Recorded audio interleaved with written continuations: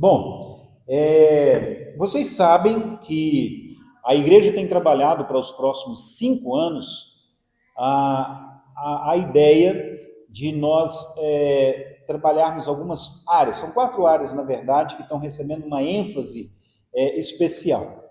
E a igreja vai trabalhar de maneira criativa e diferente nos próximos 5 anos sobre essas 4 áreas.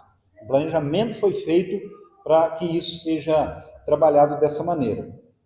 E aí, hoje eu queria falar sobre uma dessas áreas que nós vamos estar trabalhando nos próximos 4 anos. E aí a ideia é que, em algum momento, a igreja relembre esse assunto para a gente poder cavar mais fundo.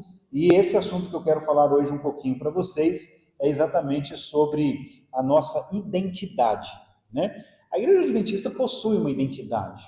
Nós temos uma identidade profética, nós temos uma data de nascimento ali dentro da profecia, e nós temos um corpo doutrinário de crenças bíblicas que nos marcam como povo de Deus, e se nós perdermos essa nossa identidade, nós perdemos bastante da nossa relevância, não é? Porque, infelizmente, há muitas pessoas que dizem que são cristãs, há muitos que dizem que são evangélicos, todos afirmam que estão seguindo a Bíblia, mas cada um crê numa coisa diferente. Já viu isso daí? Então tem alguma coisa errada. Nós precisamos, como adventistas, demonstrar a nossa identidade, que aquilo que nós cremos há forte sustentação bíblica. E esse é um dos 4 pilares que a igreja vai estar trabalhando durante estes próximos 5 anos. A nossa identidade é um deles. Isso me faz lembrar de um bem-sucedido gerente de empresa que fazia viagens internacionais por conta da sua função com muita frequência. E um dia ele entrou a bordo de um avião e ele se assentou, por coincidência, ao lado de um pastor adventista. Claro, eles não se conheciam, nenhum sabia o que o outro fazia, mas eles estavam ali lado a lado naquele momento. Esse pastor adventista era um pastor que trabalhava na nossa associação geral, com sede nos Estados Unidos, mas que viajava o mundo inteiro para reuniões e tudo, para dar a sustentação que uma igreja mundial precisa. E o pastor, claro, ele buscaria algum ponto de contato, tentando ali uma aproximação, uma conversa, e quem sabe até testemunhar da sua fé. Todo cristão deveria fazer isso, aproveitar a oportunidade que tivesse. E em algum momento, então, o pastor, assim que o viu sentando ali ao seu lado, esboçou um sorriso, o cumprimentou, desejou a ele uma boa tarde, uma boa viagem. E passado ali algum tempo que este executivo, havia se assentado e tudo mais, e o pastor teve uma oportunidade. O pastor, então, resolve se aproximar um pouquinho mais e pergunta para ele: a sua viagem é algo a família, para ver a família, é a trabalho, é a lazer? Qual é a finalidade? O pastor querendo um contato, demonstrando assim ser gentil, simpático, tentando conversar com ele. E esse homem, ele responde educadamente, mas ao mesmo tempo, assim, querendo um pouco se promover, se exaltar, ele pega e diz assim: eu sou o representante de uma organização internacional que está presente em 35 países do mundo. Aí o pastor falou assim para ele: uau, que legal, bacana. Você trabalha então para uma organização de sucesso e você é um homem muito capaz, para poder estar atuando então como um executivo desta empresa, dessa companhia. E aí o pastor não falou nada a respeito de si, mas ele, um pouco curioso, e a bem da verdade, até pensando assim que estaria, conhece essa expressão, por cima da carne seca, ele pegou e falou assim: e o senhor, o que faz? Aí o pastor, humildemente, ele respondeu assim: eu também represento uma organização internacional que está presente em 212 países do mundo. Aí o homem já levou uma chapuletada ali, porque ele tinha falado com todo orgulho que ele representava uma organização em 35, o pastor fala que está em 212, já ficou bem escancarado ali a diferença. Mas o pastor não queria se esnobar, ele só estava falando a verdade, E aí esse homem, não querendo ficar para trás, mas a minha empresa, na verdade, não é uma empresa que trabalha com uma única coisa, não. A empresa ali que eu trabalho, ela representa, na verdade, é um pool, né, de 3 companhias. Nós temos 3 frentes dentro dessa multinacional. Aí o pastor falou assim, olha, interessante, a minha instituição também atua em segmentos bem distintos. Nós temos escolas, nós temos rádios, nós temos televisão, nós temos indústria de alimento, nós temos hospitais, nós temos clínicas, nós temos organizações de assistência social. E aí aquele homem falou, mas não é possível, tudo que eu falo dele é melhor, como é que pode um negócio desse daí, não é? E ele ficou assim, coçando a cabeça, né? O que será que esse homem faz aí que ele tem uma instituição tão grande, né? E aí esse executivo, ele perguntou, olha, qual é a organização que você trabalha, que você serve? Ele falou assim, eu sou um pastor da Igreja Adventista do Sétimo Dia. E aí aquele homem pôde entender um pouquinho, né? Qual a seriedade da igreja e a maneira como a igreja trabalha. Para vocês terem uma ideia, só de escolas, a igreja tem hoje 9.000 escolas adventistas espalhadas pelo mundo. Essas escolas estão em 165 países. Nós temos mais de 700 hospitais e clínicas, que na maioria dos lugares eles estão representando o que tem de melhor na medicina destes países. Eu mesmo fui secretário da associação ali no Amazonas, em Roraima, durante 4 anos da minha vida, e o melhor hospital que tem ali na região noroeste do Brasil é o Hospital Adventista. No norte do Brasil é o Hospital Adventista de Belém. Né? Se você vai para os Estados Unidos, você vai perceber lá que os hospitais adventistas eles estão entre os melhores ali existentes nos Estados Unidos. Mas como não fosse apenas isso, nós temos também 160 centros de produção de mídias. A Novo Tempo aqui no Brasil é apenas uma delas. E nós temos equipamentos e tecnologia muito semelhantes a que a Rede Globo de televisão, por exemplo, tem. Quando ela, na verdade, é bancada por milhões e milhões de reais em propaganda, e a Igreja Adventista nem propaganda faz na TV, porque ela não quer comprometer os seus valores e despertar algum escândalo ali. Nós temos hoje, no mundo, mais de 313 mil funcionários, imaginem só vocês, que servem à igreja, é muita gente.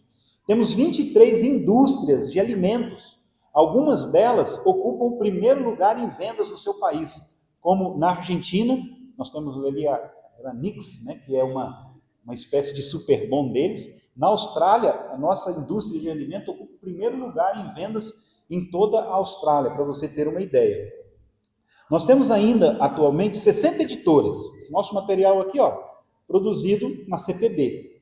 Mas há outras, não é mesmo? 59 editoras dessas espalhadas pelo mundo, que produzem material de qualidade. Sabe quantas línguas nós pregamos? Para 415 línguas diferentes. Imagine só vocês isso daí. A ADRA, que é uma agência, né, de recurso assistencial, ela está presente em mais de 130 países do mundo. E aqui no Brasil ela começa a engatinhar. A gente acha às vezes que ela é forte, que ela está só engatinhando. Porque em outros lugares do mundo, a ADRA tem helicópteros, navios, para vocês terem uma ideia, ônibus. Eu era pastor ali no Amazonas, que pegava também Roraima, e aí, no início dessa crise da Venezuela, o pessoal vindo para o Brasil, atravessando, chegou uma época que eu estava lá, que atravessavam 5.000 venezuelanos refugiados, fugindo da Venezuela, fugindo lá do governo de Maduro lá, né? Famintos, sem nada, roubados de tudo ali. E aí, quando eles chegavam no Brasil, eles chegavam por Roraima, né? Muitos vinham a pé, andando milhares de quilômetros, andando a pé, para poder buscar refúgio. E aí, a Igreja Católica, ela queria mandar uma ajuda financeira. Só que ela não tinha material humano para trabalhar ali. Mas sabe quem estava ali? A ADRA. A ADRA Brasil havia ido para lá com um ônibus, com cozinha, montou ali uma série de coisas e tal. E aí falaram para a Igreja Católica, né? Olha, a Igreja Adventista está aí, eles têm gente para poder atender. Aí sabe o que a Igreja Católica falou? Olha, é a ADRA que está aí? Nós conhecemos a ADRA no mundo inteiro, eles estão presentes em vários lugares. E é o seguinte, se eles estão aí, nós temos recurso para que eles possam usar, porque neles a gente confia. E eles mandaram, gente, dinheiro para nós, adventistas, administrar, porque eles não tinham gente para fazer isso. E eles confiavam que a igreja adventista ia saber usar esse recurso. E nós usamos esse recurso ali por muito tempo, né, para vocês terem uma ideia do que é a ADRA, né, a igreja em todo o mundo. Então, hoje nós temos milhares, né, de congregações por todo o mundo. A igreja adventista, ela batiza uma pessoa a cada 23 segundos. Sabia disso? Dia e noite, você pode estar dormindo, passou 23 segundos, alguém batiza. Mas alguém batiza. São 3.000 pessoas batizadas por dia. É um Pentecostes diário. São mais de 100.000 pessoas que se unem à igreja adventista todos os meses. A igreja adventista é considerada hoje o 5º maior movimento religioso do mundo em número de membros. E olha que nós não temos tantos membros assim. Mas ela é considerada o primeiro lugar em organização. Se você perguntar para o Google assim, qual é a igreja mais organizada do mundo? O Google vai responder para você alguma coisa ali que você vai se surpreender. Porque a igreja adventista está presente em tantos lugares do mundo que nem a ONU, a Coca-Cola ou o McDonald's conseguiram chegar. Para você ter uma ideia. Não é? Então, a igreja ela vai se expandindo. A cada 4 horas, uma igreja adventista é aberta em algum lugar. São 6 novas igrejas por dia.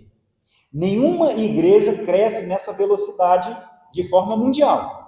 Porque algumas igrejas que elas são fortes aqui, aí anda 50 quilômetros ali, ela já não existe mais. Tem igrejas que são fortes num país, mas ela não está presente em mais do que 10 países, do que 15, do que 30. A igreja adventista está presente, é um movimento mundial. E eu estou falando isso para vocês terem uma ideia da organização da igreja. Por quê? Porque eu quero hoje realçar a nossa identidade. Nós somos um único povo que está presente em vários países do mundo. E sabe que o Espírito de Profecia diz assim, olha, ninguém acaricia o pensamento de que nós podemos dispensar a organização, porque o erguimento dessa estrutura que nós hoje temos custou-nos muito estudo e orações, em que nós rogávamos sabedoria, e as quais sabemos que Deus ouviu. Ela foi edificada pela direção de Deus e por meio de muito sacrifício e lutas. Um dia eu conversava, há muito tempo atrás, com um pastor da igreja da Assembleia, e ele falava, não sei entender como é que a gente tem muito mais milhões de membros que vocês, e vocês conseguem ter escolas, assim, referências em várias cidades, às vezes no centro da cidade, nas melhores capitais. Eu não consigo entender como é que vocês têm uma rede de televisão e de rádio que fala no Brasil inteiro e nós, assembleianos, a gente não tem. Nós temos uma identidade, nós temos uma organização, nós temos algo que Deus nos deu através do Espírito de Profecia que outras igrejas não possuem. Deus tem os seus filhos sinceros lá? Tem. Mas eles haverão um momento de sair de lá, porque Apocalipse 18:4 diz assim, sai dela, filho meu, para que vocês não se tornem cúmplices dos seus pecados. Se pudesse estar em qualquer lugar, por que Deus daria uma ordem de sair de lá? Porque haverá um só povo, um só rebanho. Nós entendemos que há pessoas sinceras e fiéis que serão salvas em outros lugares. E, infelizmente, pessoas perdidas dentro da igreja, porque não é a igreja que salva, é Jesus. Mas Deus sempre teve um rebanho. Ele sempre teve uma igreja, uma imaculada. A Bíblia assim o diz. E Deus deu uma estrutura organizacional e doutrinária para esta igreja que nos traz uma identidade. Assim como os membros são muitos, o corpo é o mesmo. Assim a igreja tem muitos membros, mas todos somos a igreja de Cristo. E Jesus pregou, treinou, curou, ensinou e ele proclamou. E hoje Jesus, ele prega e é pregado através da igreja. Quando as portas estão abertas, a Bíblia é aberta. Quando há um pregador, uma pregadora aqui falando, Jesus está sendo pregado. Ele cura através dos nossos hospitais, das nossas clínicas, da mensagem de saúde que a gente entrega.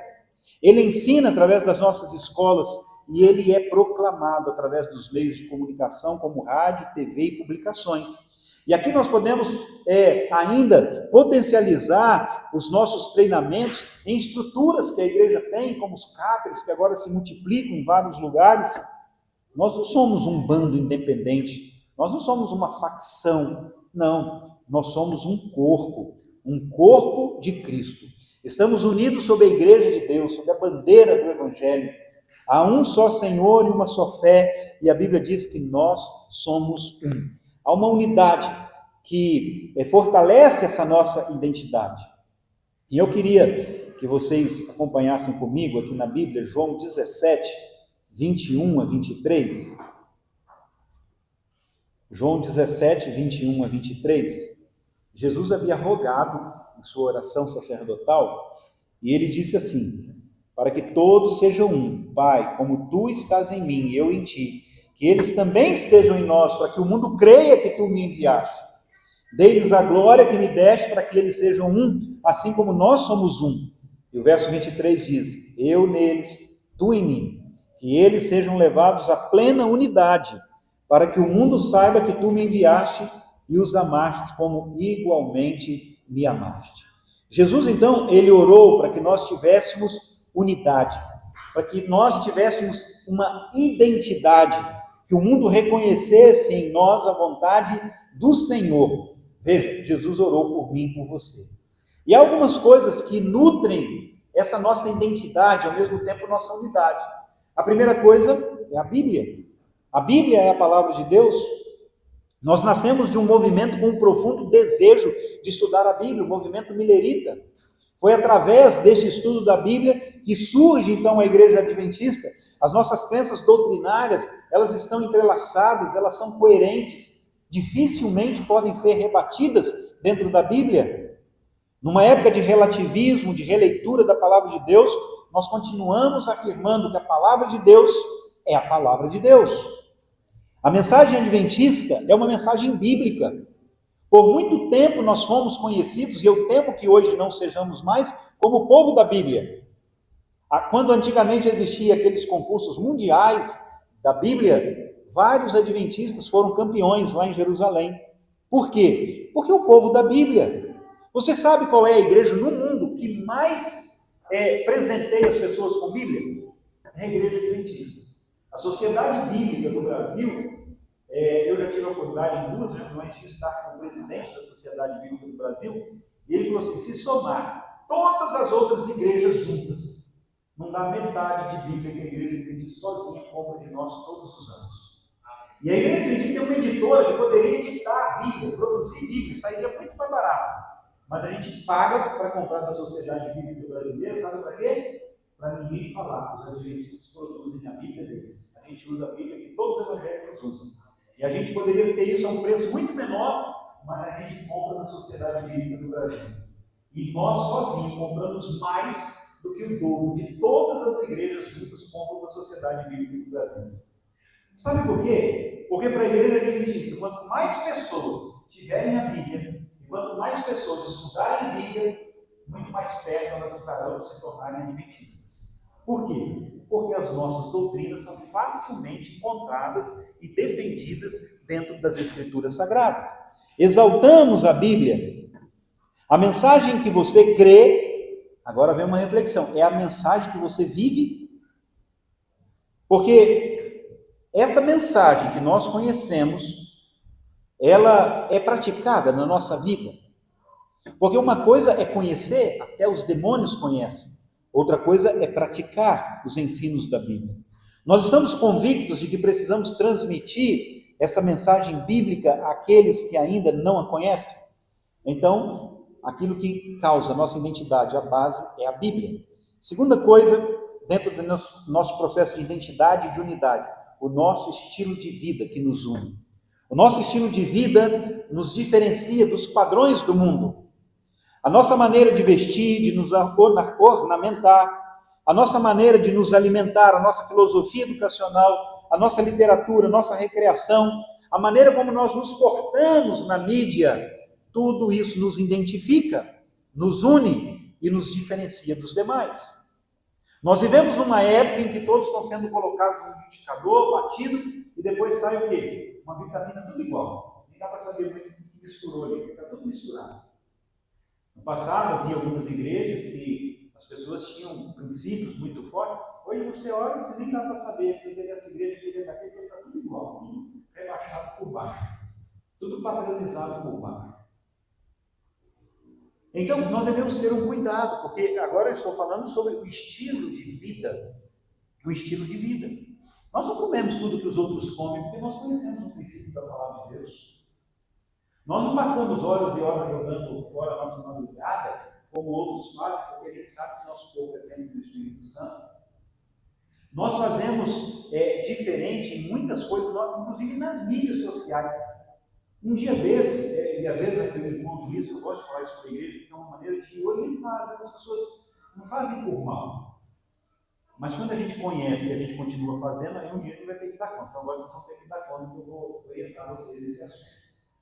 Quando a gente está na mídia social, e às vezes a gente quer ser simpático, quer ser legal, às vezes até que pastor da igreja, né? Está lá, um copão de bebida, de cerveja, está lá numa balada, e você vai lá dar um joinha, não sei o quê. Um dia desse, eu vi alguém, infelizmente, assim, que era da igreja, né? Eu falo era porque a atitude dela demonstra mais. E aí, ali começou assim, ela falou assim, ó, fulana de tal começou um relacionamento sério com fulana de tal, é isso mesmo que você pensou.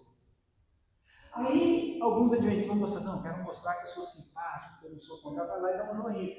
Gente, nós não podemos dar joinha em coisa que não coaduna com a vontade de Deus. Ah, não, mas eu só quis ser simpático. Nós devemos ser simpáticos com as pessoas, mas não com atitudes de pecado que elas colocam lá e você vai dar a sua validação. Nós não fomos chamados apenas para fazer a diferença. Nós fomos chamados para ser diferentes. O mundo dita ordens. Há vozes que se levantam que tentam confundir. Há pessoas que nesse carnaval foram fazer marchinha para Jesus lá no meio da orgia. Então as coisas vão se misturando. E a Bíblia diz que nós somos um povo santificado. O que é santificado? É separado. Ah, isso quer dizer que eu não posso me misturar com as pessoas? Não, pelo contrário, você também é o sal. Como sal você se mistura, mas você se mistura sem perder a sua identidade, para você influenciar. Você não precisa se colocar no território do inimigo para procurar evangelizar alguém. Entende? Se você for fazer determinada coisa assim, você deve estar muito certificado que você tem um grupo muito grande de pessoas que são testemunhas, que estão junto com você.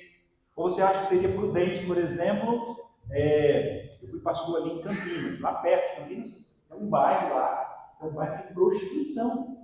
Você pode passar lá qualquer hora, né, que vai ter mulheres nuas pode ser de dia, de noite e tudo mais.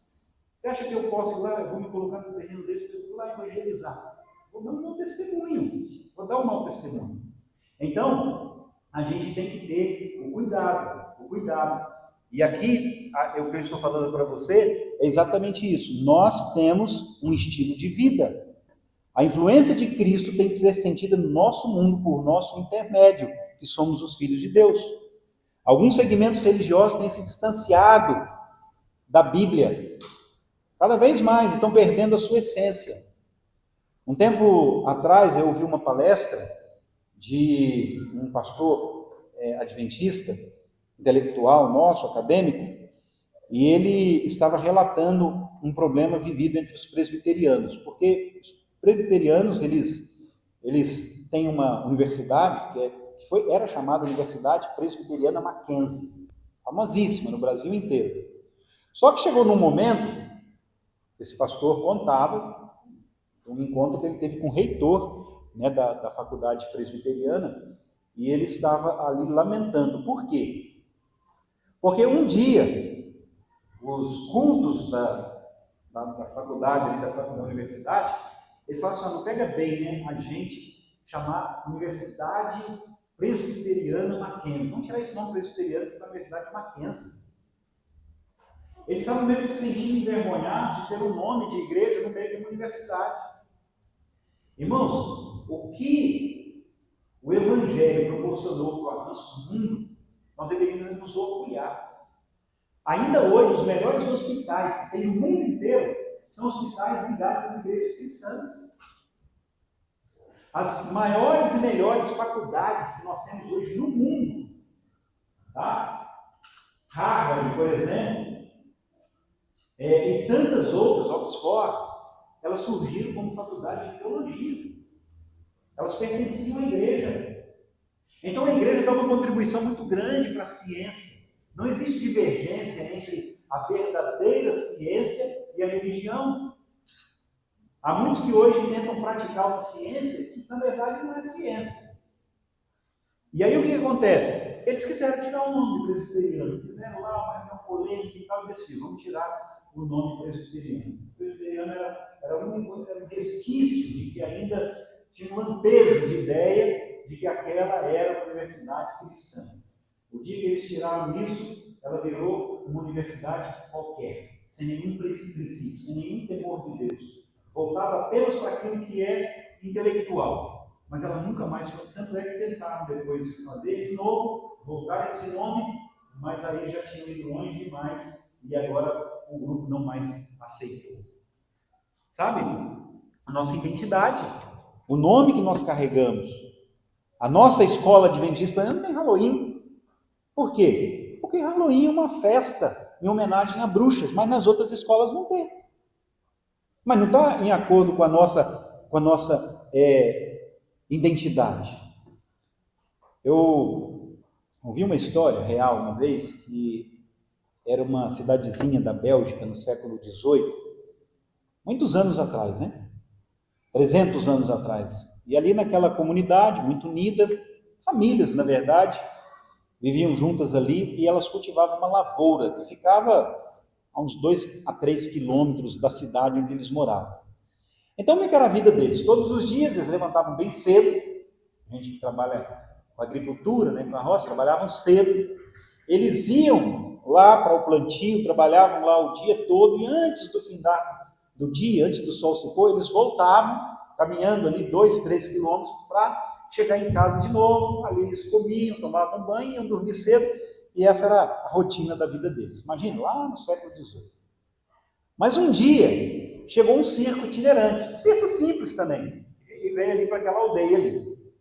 E aí aquele circo percorria toda a Bélgica, né? Chegou ali naquele lugar, ia ficar ali algumas semanas e era tudo que eles tinham, não tinha televisão, não tinha nada. Eles gostavam de ir assistir a programação do circo. E aí, o que tinha lá que chamava mais atenção eram 2 palhaços.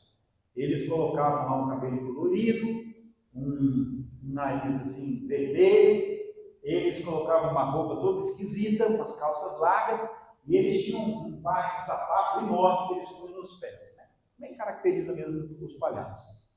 E aí eles gostavam de tudo que acontecia, mas a hora que os palhaços entravam era a hora que eles mais gostavam. Eles riam, você vê, então mudou um pouco a rotina, chegavam, se banhavam, comiam antes de dormir, eles assistiam a programação do circo.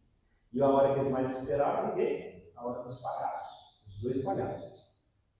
Um dia, quando eles foram para o trabalho, estava quase na hora de voltar, eles estavam ali limpando as ferramentas, guardando, se preparando. Eles viram uma fumaça estranha vindo lá da aldeia, onde eles moravam, na comunidade. E eles ficaram assim, de início, preocupados. Não tem ninguém aí por perto, está saindo aquela fumaça. E eles resolveram se apressar, inclusive. E quando eles saíram, eles viam. Já estava na hora deles voltarem, os palhaços já estavam ali vestidos, porque assim que eles chegavam, eles tomavam banho, comiam e iam para o circo. E quando o pessoal do circo viu ali um incêndio na casa desses colonos, moradores, eles ficaram desesperados. Tentaram, a roupa de palhaço que estava, tudo mais, apagar o fogo, não conseguiram. O fogo estava pegando nas casas e tudo mais, e eles falaram, se a gente não for buscar ajuda, vai conseguir tem que tirar aquela roupa. E eles foram, aquela roupa de palhaço. Aí quando o pessoal estava vindo embora preocupado, quando eles veem aqueles palhaços desengonçados, aquele sapato branco, aquela roupa colorida, o que vocês acham que eles começaram a fazer? Eles começaram a rir. Começaram a rir dos palhaços e tal, e coisa. Aí os palhaços pegavam e faziam sinal. Aí eles assim, esses palhaços colocaram fogo lá, eles estão querendo pegar a gente, mas eles estavam querendo falar a verdade. Eles estavam querendo falar que tinha um incêndio, que eles precisavam de ajuda. E o povo só ria, e eles ficavam rindo de nada. E as pessoas tentavam pegar fogo, os palhaços vieram a notícia, e eles ficaram rindo ali. Agora eu pergunto para vocês, aonde que estava o erro? Na mensagem ou nos mensageiros? A mensagem era correta, tinha um fogo. Mas os mensageiros não se demonstravam à altura da seriedade da mensagem que eles tinham que trazer. Aí você já sabe que tem uma chapuletada aqui agora. nós estamos nos portando como esses palhaços? Porque temos uma mensagem verdadeira, mas a nossa vida não se adequa, não demonstra que nós estamos vivendo à altura dessa mensagem que nós professamos? Bom, aquilo aconteceu, na verdade, naquele dia. E as pessoas não deram ouvido, até que então a cidade se consumiu no meio do fogo, não é mesmo que de fato pegou em toda aquela cidade.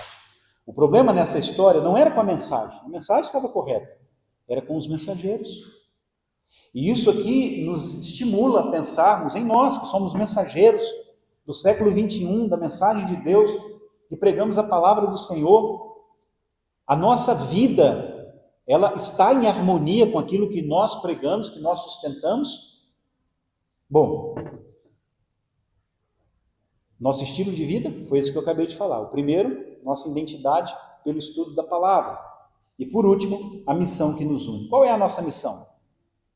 Bom, eu estive, como eu falei para vocês, nesse retiro. Tinha pessoas ali cozinhando, limpando.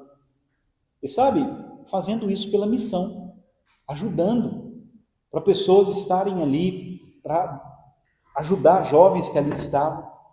A igreja, ela tem centros de contabilidade, escola, como eu mencionei, clínicas, ela tem faculdades. Qual que é a nossa missão? Nossa missão é vender, é comprar. A nossa missão é o quê? Bom, não importa. Uma vez chegaram num sapateiro e ele estava ali consertando sapatos. Era um sapateiro, né? Só que ele tinha um recado escrito por trás dele num quadrinho, que ele dizia assim, naquele quadrinho ali: olha, a minha verdadeira vocação é ser um pregador do Evangelho. Nas horas vagas, eu conserto sapatos. Senso de missão. Em tudo que nós fazemos, nós devemos ter um senso de missão. Porque debaixo de tudo que a igreja faz, para que a igreja tem hospitais? Para alcançar pessoas. Para que tem clube de gravadores? Para alcançar pessoas. Para que a gente vai fazer Semana Santa? Para alcançar pessoas e de fazer discípulos. Quando nós temos uma nomeação na igreja, quando distribuímos uma cesta, quando nós contabilizamos recursos, nós fazemos tudo com o intuito de fazer novos discípulos. Os nossos métodos podem e devem ser diferentes, mas a nossa mensagem é única e nunca deve ser alterada. Não é a igreja que tem uma missão, é a missão que tem uma igreja. E eu quero caminhar para o final contando uma história verdadeira de Alexander Duff. Ele era um missionário escocês na Índia e ele ficou lá por muitos anos da sua vida, até que um dia ele, percebendo que já estava com idade avançada e que precisava de alguém para continuar o trabalho que ele fazia ali, ele decidiu voltar à sua cidade, lá na Escócia, e apelar aos seus patrícios para que alguém pudesse continuar o trabalho que ele havia começado. Mas enquanto ele pregava ali para uma multidão de pessoas que ouviam a sua história, ninguém atendia o seu apelo. Ele insistia em nada. Ele se empolgava ainda mais e nada. Ele foi ficando tão frustrado e decepcionado que em algum momento ele começou a passar mal e ele desmaiou. Alguém teve que tirá-lo dali. Isso já aconteceu comigo até fazendo um casamento, sabia? Estava um dia fazendo um casamento assim, de alguém na igreja central de Belo Horizonte. Aí eu comecei a olhar para o noivo assim, eu vi que ele não estava legal. Aí eu fui olhando e falei assim, gente, vai acontecer alguma coisa com ele. E a noiva não estava vendo não, mas ela estava do lado, estava de frente, né? Foi a conta de eu pegar e me aproximar aqui assim, ele agarrou em mim e ele desmaiou. Caiu ali assim. Aí eu peguei e falei, ainda bem que era uma igreja grande, eu falei assim, tem algum médico aqui não tem? Eu tinha uns 3 médicos ali. E aí eu falei, quero o pobre coitado aqui, leva aqui para trás da salinha. Ele foi, depois teve que vir colocar uma cadeira para eu acabar o casamento dele lá. Mas ele está casado até hoje, graças a Deus. Mas esse pastor aqui foi ele que passou mal, ele desmaiou, porque ele estava desapontado com a igreja, não tinha ninguém para continuar o seu trabalho como missionário. E aí quando ele se recuperou um pouco, ele ia voltar, o médico falou para ele assim, olha, pastor, você não deveria voltar, seu coração não está num batimento normal e eu acho que você não deveria voltar. E aí ele falou assim, não, mas eu preciso voltar ao púlpito, eu preciso continuar o meu apelo. E aí o médico falou, então procure ficar calmo, né, tranquilidade. Mas o velho missionário não se conformou, ele voltou ao púlpito, ele continuou ali com o seu apelo.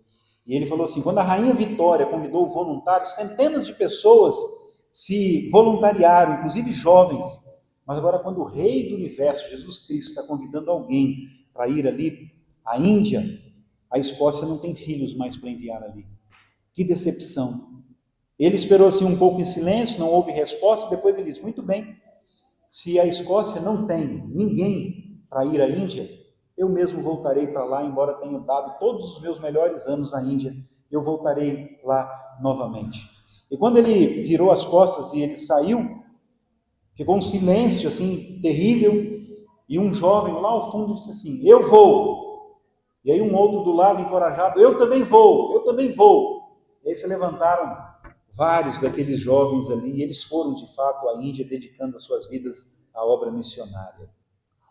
Sabe, queridos, nós temos a missão nos tem. E uma das coisas que nos identifica é esse senso de missão, de pregar o Evangelho. Nós não podemos viver unicamente para nós mesmos, a missão é de todos, os discípulos de Cristo. Nós, todos, pastores, obreiros, assalariados ou não, temos uma missão. A igreja usa tudo o que ela é, tudo o que ela possui, para que mais pessoas possam crer em Jesus, o enviado de Deus. E sobre nós está essa responsabilidade. Nós somos vários, mas nós somos um. E a gente precisa entender essa nossa identidade. Deus, ele tem pessoas sinceras em todos os lugares, em todas as igrejas. Mas isso não elimina o fato dele ter uma igreja visível, profética. Nós fazemos parte. A quem muito foi dado, muito será cobrado. Deus tem filhos sinceros em outros lugares, alguns inclusive já desceram à sepultura. Mas Deus tem a capacidade de saber se essa pessoa recebesse a informação bíblica correta, ela aceitaria ou não aceitaria essa mensagem? Deus tem como saber. E ele vai julgar a muitos por essa capacidade que ele tem. Embora muitos recebam e não vivem, porque iria lhe custar um alto preço, eles não estão dispostos a pagarem, e se não mudarem, também não vão fazer parte do reino de Deus. O fato de nós pertencermos a essa igreja visível não é uma garantia de salvação, porque a salvação vem unicamente por Cristo. A gente alcança isso pela graça de Jesus mediante a fé. Mas essa fé nos impulsiona à obediência à palavra de Deus, custe o que custar. E quando nós entendemos isso, que nós estamos indo para o céu, nós não queremos ir sozinhos, nós queremos levar outras pessoas. Nós vamos usar a nossa influência, os nossos recursos, as nossas habilidades. Nós vamos pregar a tempo e fora de tempo, e se necessário abrir a Bíblia. Por que eu falo necessário?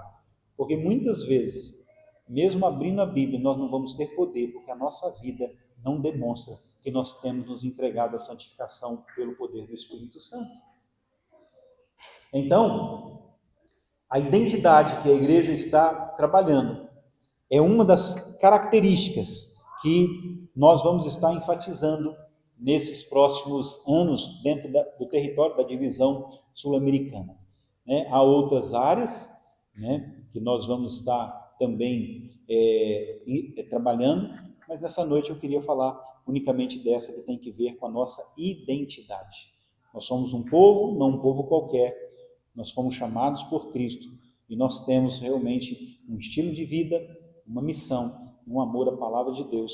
Isso nos causa uma identificação, mesmo que nos faz sobressair. E que ao isso acontecer, a Bíblia diz, para que a sua luz brilhe. Então, Deus quer que a nossa luz brilhe. E como que a luz brilha? Quanto mais escuro. Quanto mais as igrejas estiverem apostatadas, quanto mais elas estiverem cheias de crendice, mais a nossa luz vai brilhar e mais vai incomodar os que não são sinceros, a ponto de querer nos perseguir. Mas os sinceros, eles vão ser despertados por essa luz. E assim a vossa luz brilhe para que o quê? Deus seja glorificado. É o que diz a palavra de Deus, tá bom? Que Deus nos abençoe. Eu vou convidar vocês para nós fazermos uma oração.